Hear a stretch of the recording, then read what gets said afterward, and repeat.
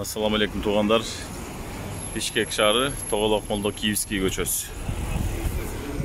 Тоқтоголадан ылдый Тоғалақ молда мен түшүп бараткан машиналар. Киевский. Кимдин эсинде бар, ошо Тоғалақ молда Киевскийде 5-15-1 деген знак турчу да, эки четинде. То есть эң четкиси сол жагында түз, ортоңкусу түз анан оңго, анан оң четкиси только оңго болчу. Бул знактарды алып коюптур. Мен ойлойм, эмеге алып койгондо бул эң четки оң знак только оңго гана болчу, бирок эмнегедир айдоочулар түз өтүп кете берчи да. Билчим, көрчүмүн да, ушу түз өтүп кетип, экинчи полосадан оңго бурулуп атканы менен тоскоолдук кылып авария боло берчи да. Ошон үчүн алып койгон окшойт. Мындай жок знак жерлерден только крайний правый полосадан гана оңго бурулат, анан түз айдалат. Экинчи катардан уже бурганга мүмкүн эмес.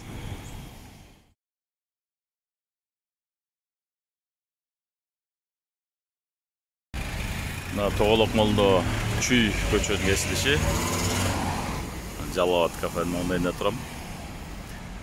Знак жок жерде 3 полоса, бул жерде 5-15 2 знактар илинип турат. Движение по полосе. Бул жерге знак жок деп элестеткенде, мисалы знак жок да, ушул знактар тургандай кылып элестетишиңиз керек да. Анткени знак жок жерде ортоң полоса менен солго дагы оңго дагы бура албайт да. Ушул знактагыдай элестетиш керек да, знак жок жерде. 3 полоса болсо. Чүй Тоғалақ молдо движение по полосе бар знактар. Анан баягы айтып кеткендей эле эң четки оң рядтан стрелка оңдо эле карап көрсөтүп турат. Только оңго айдаш керек. Түз айданга мүмкүн эмес.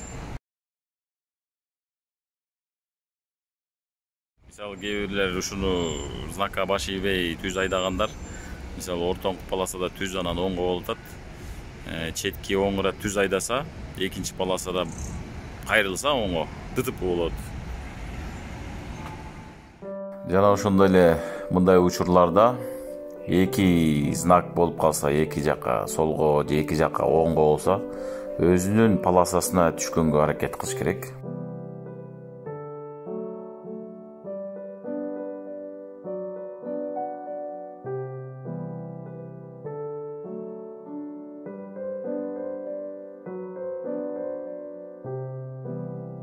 Мындай жерден кээ бир жерден кездешиш мүмкүн. Мисалы үчүн эң четки полоса эки машина бата турган жер. Эки машина бата турган жер түз болгон болсо, например, знак түз же знак жок болсо, эки машина батса түз экөө тең айдай берсе болот. Оңго бурулганда болбойт бул. Экинчи катары менен болуп калат да. То есть оңго бурулуш керек, только крайний рядка отуруш керек.